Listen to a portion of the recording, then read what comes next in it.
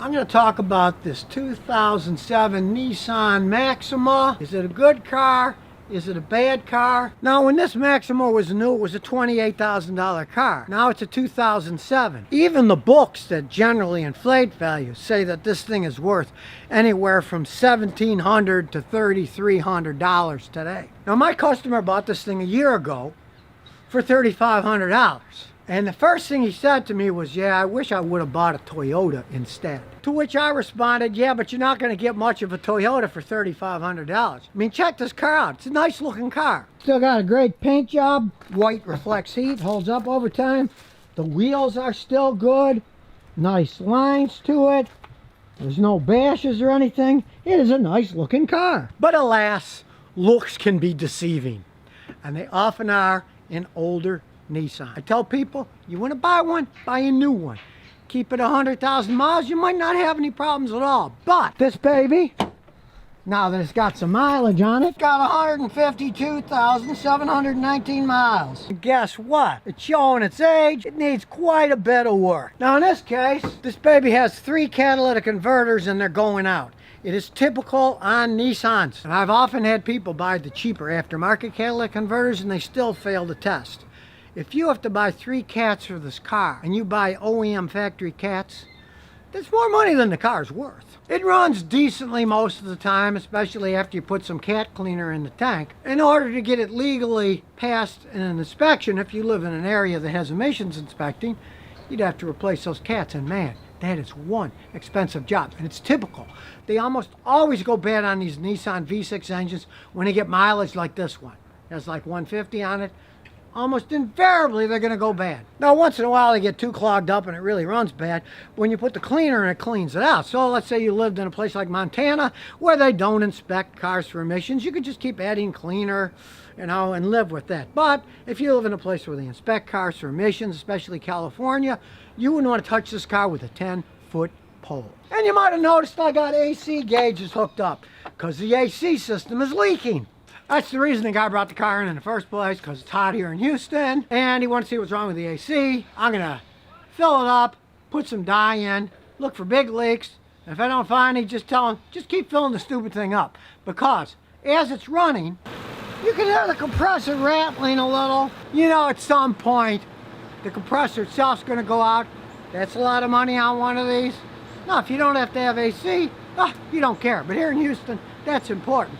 Hence, they have extremely low resale value when they're this old. Now as we look inside, hey, the interior is still in excellent shape. That's how they sell these things. They're comfortable, they handle great, they got a nice Nissan engine and a good suspension system. And as we check the back, a lot of room in the back seat and a decent trunk. There's some good room in here for stuff. Notice the jumper cables. And as I said, V6 engine, it's very reliable. This one puts out 255 horsepower. Not insane horsepower, but back in 2007, that was still a decent amount, and it's a very zippy car. The problem is, at this age, these things just tend to fall apart. They look great, but it's all a facade. The owner says he's got a clunk on the left front. Let's jack it up, see what's going on there. Find a good jack point. There's one. And up we go. So first we'll look inside. We can see it's wet in here. So the strut's starting to wear. And I can see and feel a ridge, kind of a scalloped ridge. A worn strut can do that, as can worn front end parts. And when I wiggle this back and forth, I can feel there's some play in the power steering rack. So that means the very expensive power steering rack is worn. Eventually that'll need replacing. Again, a brand new one, that'll be more than the car's actually worth. Although that is something you can live with. It's not too bad yet. It's not going clunka clunka. I've had customers drive them years that way. They were just buying new front tires. Maybe every 15,000 miles because they wear out too fast. And as long as they didn't clunk when you pulled on it, you hit a big bump, you hear a clunk up there, they would just live with that. Do not expect perfection if you buy one of these things used with this kind of mileage on it. So let's put it down, take it for a spin. Now as we can see in the door here, this is a Nissan, it's a Japanese car, but if you notice here, it says manufactured by Nissan Motor Company. This one was actually put together in Tennessee. So it started up. It starts right up. Most Japanese cars will. Now, you do have to say it's a pretty quiet car, but if you listen,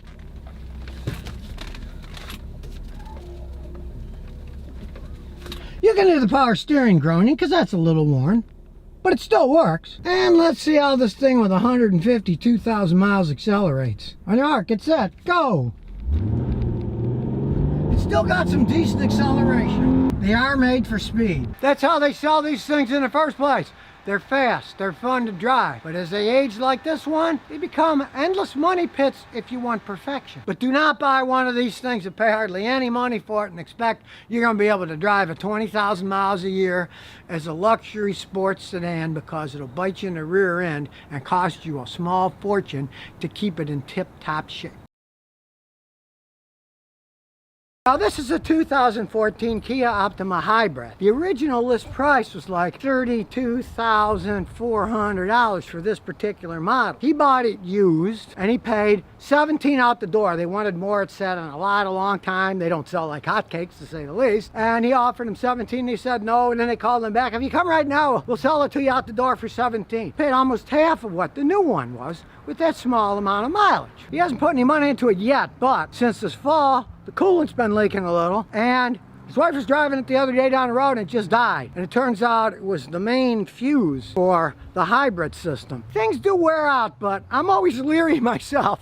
When a main fuse blows, it's a big amp fuse. It takes a lot to blow one of those fuses. We'll put our scan tool on, do a little analysis. Now, originally it was 125 amp, and the dealer looked up a bunch of stuff. They replaced it with a 150 amp. I don't know about that. The engineers put fuses for a certain rating for a reason, and all of a sudden they start throwing higher ones in. I'm assuming they're finding that the hybrid battery's taking a little more power than it should as it aged, so they're bumping the fuse up so it doesn't keep popping the fuse. Let's hook up the scan tool, see what it says. Now, I do have to say that Kia does have a 100,000 mile warranty on a hybrid system, and he had the stuff fixed for free. They didn't charge him anything. So he's thinking about, he gets to 100,000 miles, get rid of the thing. Because this other car's a Toyota Corolla that's never broken down, and it's a 2003.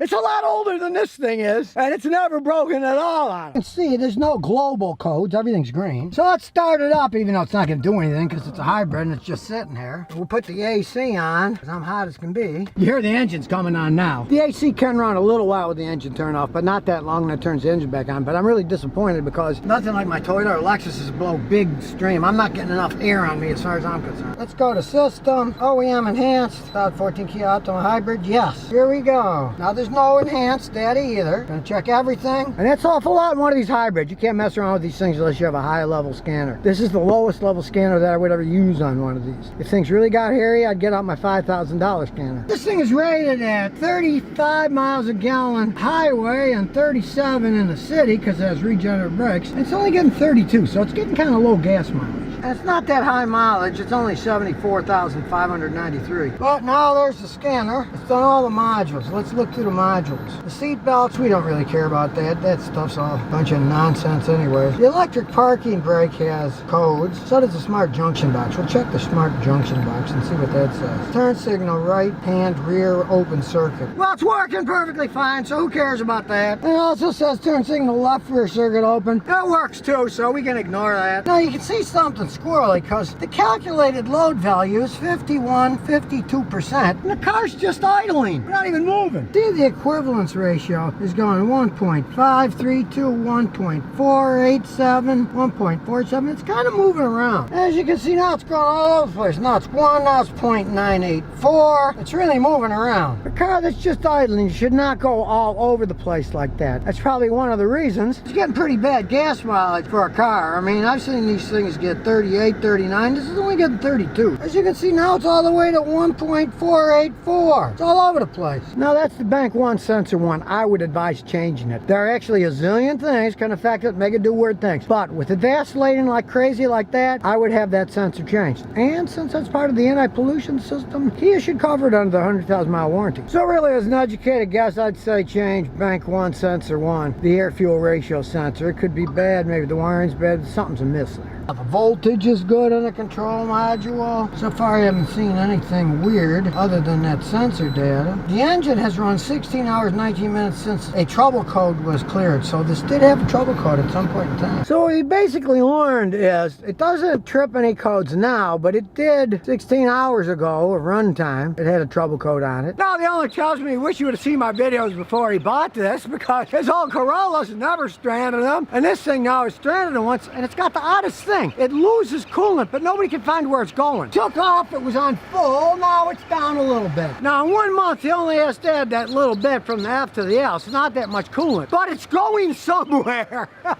And it shouldn't in a vehicle this new. Now, I can't see any leaks anywhere, so I'm gonna tell him to put some ultraviolet leak dye for the cooling system, and then run it for a few weeks, and as he adds coolant, when it's cold, look with the UV light and yellow sunglasses. Pray it's not a head gasket or something going. You never know. And I'm also going to tell him change the radiator cap. Could be as dumb as it's just seeping a little gas and it'll lose a little coolant over time. Now overall, they're pretty basic engine stuff. They got normal fuel injection on the intake. It's not GDI. It's not an extremely complicated car except for the hybrid system. Now you can see it's a relatively noisy engine, but with this kind of mileage, almost all Kias sound like this. The quality control in their factory isn't that great. They've had to rebuild a lot of engines with timing chains, valves, piston rings. They're not the most solid engines in the world. But I do have to say, this is probably a better one because this one was made in Korea. The ones that were made in the United States, they had a problem with some of the machinery building them. That's why the engines blew up. He was saying his friend had a 1 year newer Kia with a turbo. They had to replace the guy's entire engine because it went out on him. If you are going to get a Kia, get a Korean one like this. Look at the door. It says made in Korea. It's a much better bet than buying one made over here, from my experience. Let's take it for a road test. Now, it's pretty quiet. I got the AC on, but you can barely hear anything. And the engine is running now. Gotta say, it is very smooth. Not a fan of the transmission. It's kind of wiggly woggly. Now, this does have a 6-speed automatic transmission. It's not a CVT, but it's kind of wonky if you ask me. I'm not impressed by either the acceleration or the indirectness of acceleration. You get kind of a nothing happens and then it starts moving and makes an awful lot of noise. And take into consideration that even though it was getting like 32 miles a gallon, that was all done in eco mode, the best gas mileage mode of them all, not the power mode. I got it in power mode now and it doesn't seem to have all that much power. Now it doesn't handle all that bad. A little bit of oversteer, but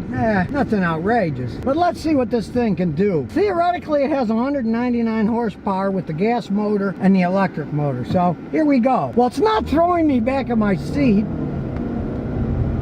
And like I say, the tranny's a little wonky. For 200 horsepower, man, doesn't feel like 200 horsepower. It's weak on acceleration. And I'm telling you, as hot as it is today, I wish these blowers blew about 3 times more volume air. I gotta stick my head way up here to get any cool air on me. They just do not blow that well. Hey, you guys in Korea where you made this car, maybe it doesn't get that hot in Korea. I know it snows a lot in the winter, but man, it gets hot here in Tennessee just like in Texas. And you need to upgrade your blower motors to get a little more oomph coming out when it's hot outside. And I do have to say, this manual shift option is absolute garbage. It hardly does anything at all. I mean, you're going down the road, you try to shift it, can't even feel it do much. You downshift, there's a big lag before it kicks in. I am not impressed by this transmission. So in the case of this particular Kia Optima, you get a hybrid. They're supposed to have more acceleration with the electric motor and better gas mileage. This thing has neither. It doesn't have acceleration or gas mileage. Some of that could very well be due because the main oxygen sensor, the air fuel ratio sensor, the one on the top of the engine, could be bad. It was giving squirrely data. And if it gives squirrely data, car's not going to run right. Because as it runs now, this is not an impressive vehicle, to say the least. I've been in ones that ran a lot better than this. But all in all, considering this car was close to $34,000 when it was new, boy, I could think of a lot of better things to do with $34,000. So buy one of these things. No wonder it sat on the lot for months before the guy bought it. If I would have road tested this car, I would have told people don't buy it. There's something wrong with it. It doesn't go fast enough. Doesn't get good enough gas mileage. Because really, when you step on the gas, yeah, it makes noise, but it really doesn't take off all that fast. And you got a real lag. It just doesn't feel responsive. And considering that the thing stranded them on a highway and blew a main fuse, and what they did was put a bigger fuse in it, went from like 135 amp to 150 amp fuse. To me, boy, I'd be sure to get rid of this thing before the 100,000 mile hybrid warranty was up for sure. what you should know about Subaru before you buy one. Scotty's not a big fan of Subaru, but I've got customers with them, and some of them are happy. So I'm going to show you what to look for if you're planning on buying a Subaru. As an example, this 4-year-old Outback, it's loaded, it's 4-door, fancy, high gas mileage setup on it. The partial zero emissions vehicle with symmetrical all-wheel drive. Now my customer owns this, had always bought Toyotas. Oh, he did a little research. He said, I hope you'll work on Subaru, Scotty, because I'm going to be getting the Subaru. In his case, it actually made sense. This thing is like $27,500 when it was new 4 years ago. If you were going to get the Toyota equivalent with all-wheel drive and everything, it was about $45,000. So yes, I can understand why he bought the Subaru. We're almost talking $20,000 less than an equivalent Toyota. Take a look, 4-year-old vehicle, and what's it got on it? 16,000 miles. So he's averaging like 4,000 miles a year. At that rate, maybe this thing will even outlast him. They generally don't have problems until they get to be higher mileage. Now as for the overall Subaru vehicles, generally they're not race cars. This is a relatively heavy vehicle. It's got a 4-cylinder boxer engine. It has been souped up. It puts out 175 horsepower, so it's fine for cruising around in. I personally advise people with these Subarus to stay away from the V6 engine. It puts out like 275 horsepower. They just have more problems as they age. That is basically a 6-cylinder boxer engine like a Porsche, and they have historical problems of head gaskets blowing, and the horsepower they put out a lot of times burns out the transmissions because they're relatively weak transmissions in these Subarus. But as with all Subarus except for their BRZ, it's got that fancy all-wheel drive system. If you really have to have a good all-wheel drive system, the Subarus make a good one. That's one of their big sales points. You live where it snows a lot, going mountains, going mud. That's where they get a lot of their sales from. Buffalo, where it snows a lot, Toronto, a lot of people like Subarus. For me, I live in downtown Houston, and the last time I checked, the nearest Subaru dealer is like 18 miles away. That shows you there aren't that many of them. Now, they did try a few decades back here in Houston. There were a lot more Subaru dealers, but a lot of them just went out of business. They aren't that popular here. But their intelligent all-wheel drive system, it does work good in the snow. I've rented them when I went to Lake Tahoe in the winter, and I've had them in the Rocky Mountains in the winter and in heavy rain, and they do handle quite well. You get a lot of safety if you got an all-wheel drive system. All 4 wheels driving, you're going to stick to the road better. Now, some of the older 4-cylinder boxer engines had valve spring problems. They had to rebuild the whole engines, and they botched up a bunch of them too, doing the repairs. This is a newer one. So far, it hasn't had any of those problems. I think they fixed that. But if you're thinking about buying a used Subaru, check out the history of that year's model. And if it's one that had the recall for the valve springs, stay away and don't even think about buying it. Whether it was repaired or not, I wouldn't touch those. Now, one of the biggest problems that I find with Subarus is, it's kind of a niche car maker.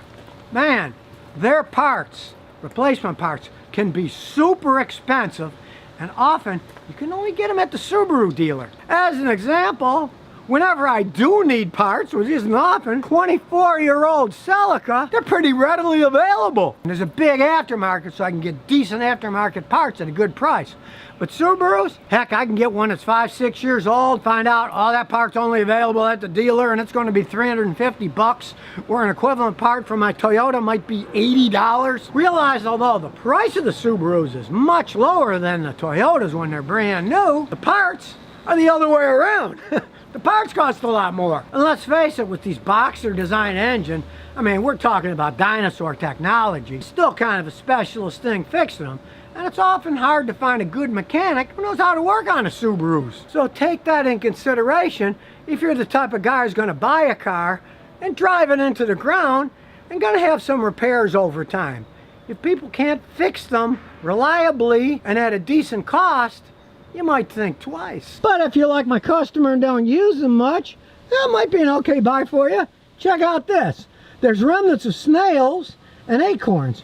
Obviously, a squirrel has been living under here because he parks it a lot. I'll have to warn them about that. And if you really want to have an all-wheel drive vehicle that has a very good all-wheel drive system, Subaru's been perfecting that stuff for ages, it might not be a bad thing getting yourself a Subaru. This thing costs almost 20 grand less than an equivalent Toyota Highlander. That's a lot of money differential. And as far as I'm concerned, that's got to be one of the big reasons that Subaru sells a reasonable amount of their vehicles. In the United States, last year they sold over 600,000 vehicles. So if you're looking for something that's got a nice all-wheel drive system, isn't a race car by any stretch of the imagination, but you want transportation that's going to be reliable and not get you stuck in the snow or the mud or the ice, maybe a Subaru's for you. The Acura ILX. In this case, it's a 2016. And as you can see, it's black on black because the owner uses this as an Uber Black driver. My customer bought it because he wanted to make the extra money doing Uber Black while he's going to college, but he didn't want to buy the most expensive one, so he got one that was the best price that qualified for Uber Black. Now, of course, the main thing about Acuras is they're fancy Hondas. The engines are great. This particular one is a 4-cylinder, puts out 201 horsepower, and it's made it to an 8-speed DCT transmission. And in my opinion, this automatic transmission is one of the best that Honda, well, you can call them Acura, it's the same company, has ever come up with. It has paddle shifters that actually work quite well because this 8-speed dual clutch transmission was really a game changer for Honda and Acura. It uses a conventional torque converter, and when it's set up with the dual clutch setup that it has, it engages one clutch at a time, so it can pre-select the next gear.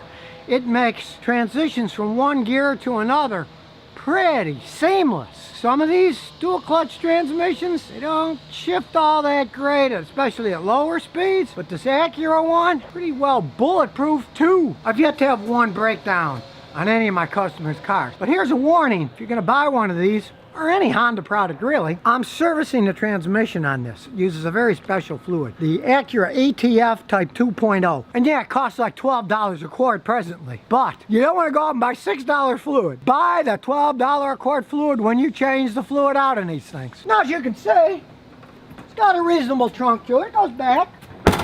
Even the back seats are comfy. But it's the driving experience that really makes this car. This car is a dream to drive. Got plenty of acceleration with the 200 horsepower pulling the small car. And it handles quite precisely. Now, if you judge it by its size, you can realize that it evolved out of the Honda Civic. But it was really Acura's first compact luxury sedan. Now let's say you were thinking about getting the Honda Civic Type R, the racing one. Those things now start at like $37,000 and are hard to find. These Acura ILXs start at $26,000 and you get a lot of the fun. Sure, you don't have as much horsepower, but they're still very quick vehicles, and Acura's got a better image than Honda when it comes to luxury cars. And really, it's all Honda anyways. They make Hondas and Acuras. They share so much technology that this thing, for its price, it's actually quite a bargain. My customer gets 36 miles a gallon on this thing on a highway with a little bitty 4-cylinder engine, made it up to that 8-speed dual clutch transmission. And it gets about 25 in town. Nice luxury car. It gets good gas mileage for that kind of performance. And really, since they're based on Honda Civics, they have a history of long-term reliability with minimum repairs required. And set up all black like this one, they really have a nice conservative interior with uber comfortable seats and paddle shifters that actually work. They don't have all that lag that some of the European ones do, and certainly not all the lag that a lot of the American dual clutch transmissions have that feel like they're slipping and sliding. They're not precise at all. And if you want to be just conservative, hey, just put it in drive and it'll do all the work for you. You just gotta twirl the wheel around. It'll do all the shifting. It's plenty quick enough just putting it in automatic. And of course, for all you tech files, it's got all the remote controls on the steering column, cruise control and everything, so you can play around with that and not take your eyes off the road. And really, being a Honda product, if you do want to soup things up even further, racing suspension, there's all kinds of aftermarket stuff you can do on Honda products. Hey, these are Civic based. There is so much aftermarket stuff for Civics. Just think of this as a higher end Civic that you can soup up even more. Honda really hit the nail on the head with this 8-speed dual clutch transmissions. I haven't seen any fail.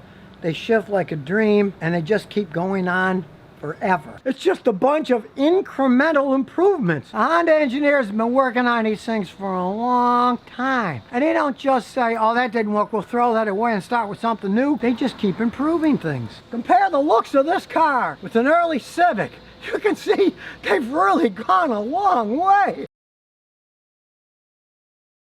Okay, everybody knows Honda Civics are well-made cars, but like everything else, do they make them as good as they used to be? Are they worse? Are they better? Or is it a bit more complex than that? Now, of course, these cost a lot more than the early Civic. They bought this for $25,300. I remember when you could buy it for $2,500. Shows my age. Now, I do have to say, they're beautiful cars now. Look at the original Civic that actually listed for $2,150. It was an ugly car. This is not an ugly car. And strangely enough, guess where they're built? Jolly old England. There it is, UK. Don't go saying, oh my God, it's an English Honda. The English make junk. I'd never buy one of those. Look, they're just putting them together there. The engines and everything, they're still coming from Japan. They're just putting them together. And understand one thing. Most Formula One race cars are engineered and designed in England too. Decent technology for building things. They just don't have the money and the infrastructure to do the whole thing. The parts come from Japan, but they're put together in England. And as you can see, this is not like a Tesla. This is a uniform gap. We follow it around and the other side.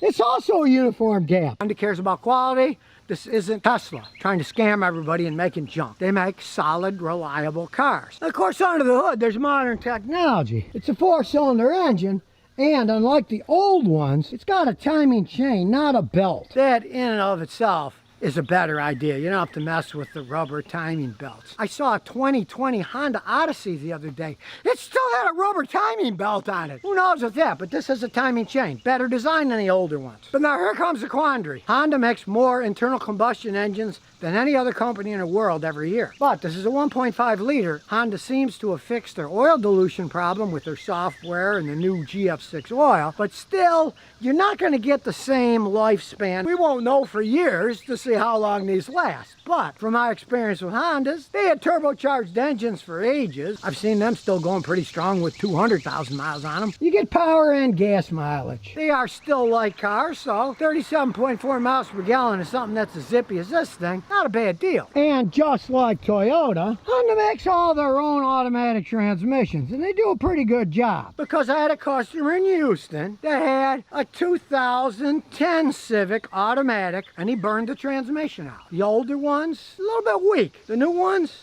no. So in this case, the transmission, as complex as it may be, is probably a lot better built than the older ones were. And of course, they're all modern inside. You know, they're beautiful looking cars. And unlike the early Civics, they actually have leg room. And being a hatch, of course, they're handy. You got room, decent, drop the seats. You got a whole bunch of room. I'd say that from the front seat to the back here, that's about as much room as the entire N600 Honda that I bought in 1970 that I'm going to try to get running again. So they're a lot bigger than they used to be inside. And of course outside, they're still an easy car to park and drive. Let's take it for a spin. Now it's a Honda, so of course, starts right up. The AC works perfectly fine. And you can see he hasn't even taken the plastic cover off the screen yet. No shaking. It does have electronic stuff like the old ones did, an electric parking brake, electric brake hold. Now that's electronic crap I really don't care about, but that's the way they are these days, so you gotta live with that. I'd rather have the mechanical emergency brake. It's gonna last forever and never break. You can see it's got a real wide backup camera. You get a really good view and it's very crisp. Now you're in a Civic, so you're relatively low to the ground, but not too low. They are fun to drive in the twisties. They're lower down, and this is a Sport, so it's got a little better suspension system on it for ride. There's no problem taking curves, It just follows you through. Doesn't oversteer, doesn't understeer. And even though I got the air conditioning on, it's still a pretty quiet car. It's not the little rust bucket early Civics that rusted out, clanged at every turn, rode like a washing machine. No, it's a completely different vehicle to that. That's the technology in here alone you can understand. Fun for taking a drive out in the woods. And now we're gonna see what it does in a straight line. So we'll slow down here, and we'll let that guy get way ahead of us. As long as there's nobody behind us, we'll wait a little while longer. Starts out slow, but once that VTEC kicks in, smooth, seamless shifting, decent amount of zip. We were going 70 in no time at all. And it's got very responsive steering. This is an old country road that goes all over the place. Hey, it's got no problem. You want to do a little zigzagging? These are fun to play around with. Yet for such a small car, it still rides pretty good. A lot better than the older ones. So is the handling. Now, of course, it has all those modern things like lane departure that tells you when you get out of your lane. We'll see if we can get it to work. Well, that didn't work too good. I really departed the lane and the warning didn't come out. So much for their lane departure system. That's why I don't trust these things. Don't think these lane departure, blah, blah, blah, it's gonna save you. They won't. You gotta use your eyes. You gotta look in the mirror. We'll try it again here, okay? Look, I went outside the lane and it didn't put anything on. Let's follow it a little and then pull over slightly just to see if we go real slow. Okay, there. It says we departed the lane, but I had to do it extremely slowly to make that light come on. So don't bet your life on these systems. Unless you're a really slow driver, you still gotta watch what you're doing. These are zippy cars. They handle responsibly. Learn how to drive it. Don't depend on some kind of crazy safety system that may or may not work. Now, granted, this is a brand new Honda Civic with some new designs on it, but going by the history of Honda, I'd say it'd be a very reliable vehicle. But as will it go 300,000-400,000 pretty trouble-free mileage like an old Honda Civic did? Only time's gonna tell that one. But the overall drivability, comfort, ride is infinitely superior to the older Civics, and of course, it's not an ugly duckling like the early ones. It's a beautiful looking car, especially the sport version that's put together in England. And sure, speed burners are gonna say, I want a Civic Type R to race around in. They cost a lot, they're really fast, but they ride like iron buckets. If I had a choice and I was driving from Tennessee to California and back, I'd take the Civic Sport long before a Civic Type R because it rides nice and smooth and it's plenty fast enough for driving on interstates. I would not want a Civic Type R to drive thousands of miles in. I think my back would give out. So they're still solid made, there's no arguing that. You're getting an awful lot of technology. But Honda makes good engines and transmissions. 25 grand? What kind of fun are you gonna have in a modern car at 25 grand? The average car is $36,000 to $40,000 these days. And this is certainly more than your average everyday Civic. Why you should buy a Lexus? But strangely enough, I'm gonna start with why you shouldn't buy a Lexus. And that's because they cost too much money. I'm cheap. I would have never bought one in the past, but I got this one for my wife years ago. One of my customers got it from his father. They were tired of it, and I gave him $3,000 for the car, even though it only had 60,000 miles on it.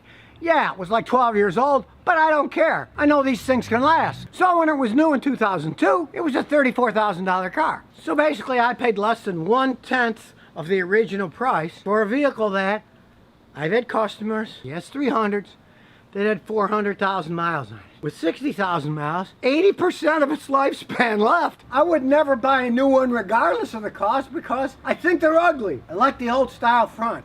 Those new ones with those giant scowling mouth plastic front ends, I think that's one of the ugliest designs ever. And sure, a lot of cars are all copying now that big scowling front grille. People think, oh, that's popular, that's cool. And they go out and they buy something, they want it to look like that. Me, I think it's ugly. I like the old ones. They're better looking. Face it, you want a big in the front of your car, it just looks stupid. Now the reason I love this Lexus is because, hey, I'm getting older.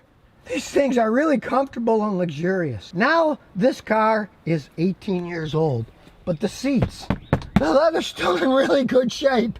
It's amazing. And being a Lexus, things hardly ever break. Now, In the interest of honesty, yes, I put lots of parts on this car, but for a rather odd reason. I use it as a test car to test out brakes, rotors, all kinds of car parts. I tell them, send me stuff for a 2002 ES 300. I'll see if your product's any good. And here's something that I found out that kind of surprised even me. A couple years ago, a company sent me brand new front struts for the suspension. So I put them on this car, and at the time the car was 16 years old with the original struts. And lo and behold, it rode much worse with the brand new struts. Now they weren't original equipment struts, they were aftermarket ones. But it rode so much worse with the new ones that I put the old ones back on. So here we're talking about a car with 16-year-old struts that still rode fine. The new aftermarket ones rode worse than these old ones. They can last that long? That tells me they're building these things right. Check inside the door. Made in Japan. There's just something about serious Japanese car manufacturers, and motorcycle manufacturers for that matter. They take it seriously. They keep building the car quality. You don't see that with cars that are built in lots of other countries. No, it's not a race car. It's got plenty enough horsepower with a V6. You can cruise all day long. When we drove to Big Bend, the speed limit was like 85 miles an hour. We did 90 the whole way on cruise control. Didn't skip a beat. It's got the proven ASIN transmission. I changed the fluid a couple of times. That's it. Still shifts like a dream. And sure, I upgraded the headlights so they look cooler, but that's the advantage of a platform like this. A lot of the parts that are newer style will fit on the older ones, especially aftermarket ones. So you can upgrade it if you want. Hey, I'd rather buy $250 worth of headlights than buy a brand new Lexus for what, $45,000, $50,000 these days, and up. But even though it still kind of looks and runs like a new car, the insurance on it is dirt cheap. It's an 18-year-old car. I gotta pay like $500 a year insurance on this thing. Check out the insurance on a new car. If it gets wrecked or stolen and it's a $60,000 car, they gotta put the $60,000 payout. Don't think your insurance is gonna be cheap on that. They got big giant trunks with lots of space. But really the main selling point is luxury, and they can last so long. Many luxury cars, hey, they fall apart. They want you to buy a new one every 4 or 5 years. These things weren't made that way.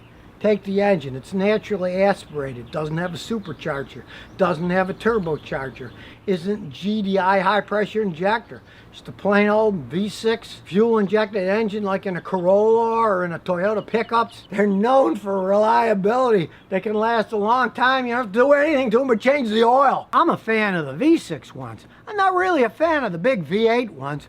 Yeah, they're a bit more luxurious, but as they age, those engines are more expensive to work on. They're much harder to work on. Give you an idea, you got a V8 engine.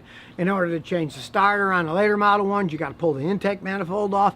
You're going to spend over $1,000 changing the starter. I changed the starter out in this thing. I think it took me 15 minutes. Yeah, starters are going to wear out in any car, but guess what? I went to AutoZone and bought the starter. It's been in there for 6 years, works perfectly fine.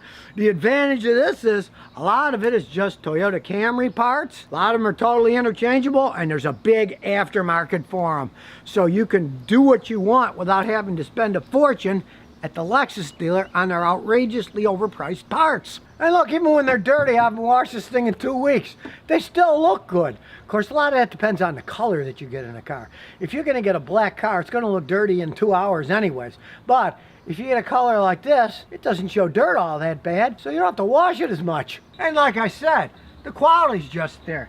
Take these leather seats. The previous luxury car that my wife had was an old Toyota Cressida, and those seats got so cracked it looked like the Grand Canyon inside. So I covered them with these great New Zealand pure wool seat covers that were like $250 a piece. But one day my wife said, I don't know, something's weird in my car. So I took those New Zealand sheepskin covers off, and inside those Cressida cracked leather seats, believe it or not, there was a colony of ants with eggs and everything. When I pulled it off, they scrambled and ran all over the place. I don't know what the heck they're doing on a mobile car that's driving around, but an entire colony of ants made inside. The leather seats were just not made that well then.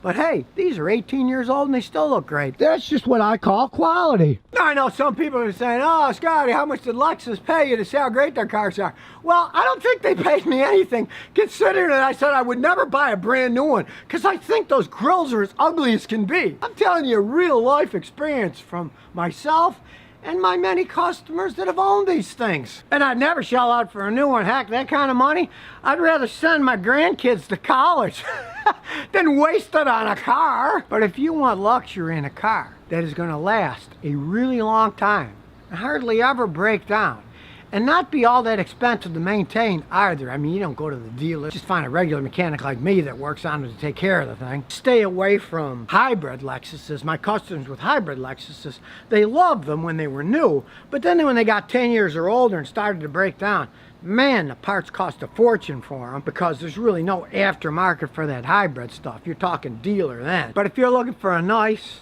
reliable, long-lasting luxury car, hey, get yourself a Lexus that's got a V6 engine in it. This is a 2001 4Runner. I'm going to give you a total analysis of this vehicle so you can make the correct choice for yourself. Now, of course, the 4Runners just started out as a pickup truck. You can still see a little bit left in it. And then they became very popular SUVs. Now, the main problem that I see people having with buying a used 4Runner is people say they want too much money for them. They're just too expensive. But then expense is in the eye of the beholder. This guy bought this thing when it only had 19,000 miles on it in 2002 as a used vehicle. And as we can see as we go inside now, this baby has 386,000 miles on it. And take a listen to the engine as we start it up. Start right up even though it's cold. We'll put it in drive.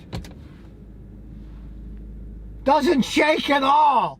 Smooth as can be. If you put a blindfold on me, I couldn't tell you if this was a new truck or an old truck. That's how well built these things are. Now, granted, this one was made in Japan, but it certainly was well made in Japan. For people who are wondering what to buy, personally, for all-around vehicle, this setup is the best. As we look under the back, we can see it's classic rear-wheel drive. Big old axle in the back, rear-wheel drive. And check this out. The frame's solid as can be. The only rusty part? Hey, that's the add-on tow hitch. The original stuff is still solid. It's the add-on one that wasn't made as well as the Toyota product that's got rust, but that's just a covering, and it's superficial. That's still real solid metal. It's nothing to worry about. It's just cosmetic. And really, unless you spend your life crawling under your vehicle, do you really care what it looks like under there? As you look under the front, it is not a front-wheel drive vehicle. You can see there's no axle coming in the front. I'll shoot the other side so you can get a better view. There you can see there's no axle in there, although you can see there's a hole there. They can build them. You can add it on if you really wanted to go through a lot of use. But really, most people, they don't really need all-wheel drive. It's a good, stable vehicle with rear-wheel drive, unless you're one of those off-roaders, you live out in a mud hut somewhere with potholes and mud road. These are perfectly fine. The majority of my customers with them never take them off the street, so you're really kind of throwing your money away going all-wheel, four-wheel drive. And unless you live in a big snow belt and you're worried about that, then go right ahead. You'll find that these plain rear-wheel drive ones will cover most situations you're going to get into. And of course, realize less is better. If you're not going to use it, don't buy it. They cost more. You get worse gas mileage. Two-wheel drive ones are perfectly fine. Now, since all the 4Runners are made in Japan, yeah, they're not going to be cheap. Cost money to make good vehicles in Japan. 300-something thousand miles on this. Listen to the engine. Check it out.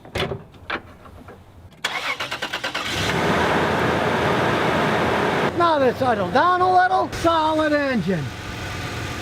Still really quiet. The exhaust sounds perfect. Now you might say, oh, it's smoking. Oh, yeah, it's cold out today. That's condensation. It's gonna smoke when you start it when it's cold outside. People smoke too when it's cold. And some people say, look, water's coming out, something's wrong. No, in this case, absolutely nothing's wrong. When you burn gasoline, which is basically carbon and hydrogen, one of the byproducts is H2O, water vapor. All cars will give a certain amount of water off when you start them out first, because they're letting water out, plus they have metal exhaust systems. When they cool down, they have a tendency of absorbing water vapor. When they heat, the water's got to come out somewhere. So that's normal. This thing doesn't lose coolant, doesn't have a blowing head gasket. You're going to see that on any car. And you're going to see the smoke when it's cold outside, because it's cold. And the combination of the water vapor inside the exhaust and the hot exhaust, you're going to see smoke. Now, if you want a solid vehicle, these 4Runners are for you. They're still made with solid frames. So they're unlike any other SUV practically out there. They're still on a solid frame. Now, the 6-cylinder engine puts out 183 horsepower. It's not a racing machine, but it wasn't designed for that. It's a nice truck frame, very solid, reliable vehicle. 380,000 miles, whatever this thing has. It's a lot of miles to have it still running as good as it's running now. The newer ones, of course, have a little bit more horsepower, but they're never meant to be speed demons. They're for reliability, and you can still tow stuff. This thing can tow up to 5,000 pounds. It's a basically truck turned into an SUV, and they kept it old style. And me, I like old style reliability, solid frames, never going to come apart. These are vehicles that you could drive forever if you wanted to. If eventually the engine or transmission wears out, you can replace them. They sold so many of them. If you're like me, you go to a junkyard, buy a salvage one, you can get rebuilt ones, you can do whatever you want. But they do have a tendency of lasting so long that you really don't have to do much to them at all in most cases, except change the oil. And the only bad thing that ever happened to this was he took it to a Toyota dealer for an oil change and they wrecked the car, but they paid for the damage and fixed it all back up again.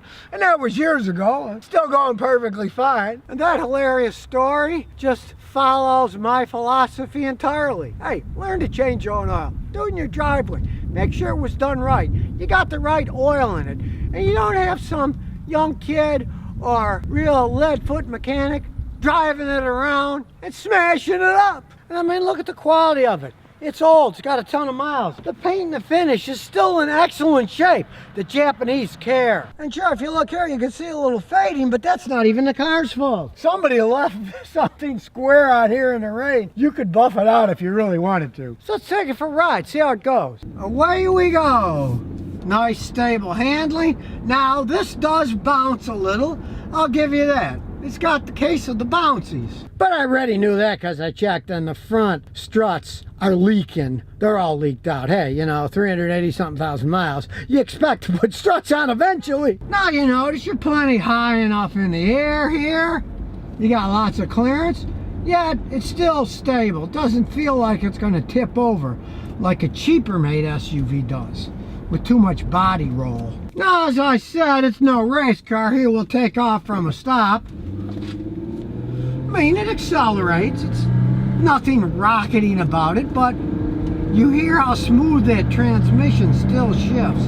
It still shifts like a dream with all this mileage. As old as this thing is, I would have no qualms at jumping in it, turning the keys, and driving the thing from Tennessee to California and back. At least after I put struts back on it, new ones. I'd like to have a little bit better handling if I'm driving all the way to California. And when you're just cruising around, hey, it's reasonably quiet. You know, let's face it, it's based on a truck chassis, but it's a reasonably quiet vehicle. Ride's quiet, the engine's quiet. It's just a big, heavy, nice riding, full frame SUV. Now, if you don't believe my analysis, let's see what the computer has to say. You can't hide from the computer data. Blah, blah, blah. We'll see what comes up. And we'll start the diagnosis. All right, it does good. The only code it has is the ABS system. Those things often break when the cars are that old. C1224, that there's no signal open or short. Now that code means that the right rear wheel speed sensor isn't giving anything out, so it's probably gone bad. A lot of guys will live without it. When they get this old, the ABS doesn't work all that great anyway, so it just reverts to non-ABS, normal braking, and this thing seems pretty fine to me. Driving it around and stopping, I have no problems. It doesn't pull. It stops nice and fast, doesn't have any problems. Now, since that was the only code, mode, let's check live data. That gives you some really good idea what kind of shape the vehicle is in. And here we go. We'll go through the data. Now, for a car with that kind of gas mileage, the long-term fuel trim is only 0.82%. Some of them I'll see 15 or 20. That's hardly anything. It's subtracting just a tiny bit of fuel. And the short-term fuel trim, it's adding 2.3. That's kind of remarkable considering how old this vehicle is. I mean, look at the fuel trim. 99.15%, almost 100%. Pretty good for something with 380,000 miles on it. And if you remember from my other videos, if any of this data is orange, there's a problem. I don't see any orange yet. We look at the misfire counts. 0 across the board, 1 through 6. I don't feel any, and the computer just says yes. And here we go again. Total fuel trim, 1.02. That's out of 1. So it's almost perfect. I gotta say, this whole 4Runner is in better shape than I am. Sure, I'm 67. I'm older than it is, but it does have 386,000 miles on it. I don't know how many miles I have on me, though. The odometer broke a long time ago. So now you know the truth about Toyota 4Runners. And why, even though this is a 2001 with 386,000 miles, it's still an excellent vehicle. And in most cases, if somebody's trying to sell you a vehicle with 386,000 miles, people are going to say, you must be out of your mind to buy a vehicle with that kind of mileage. In this case, if you got a good enough price, you'd be out of your mind not to buy it.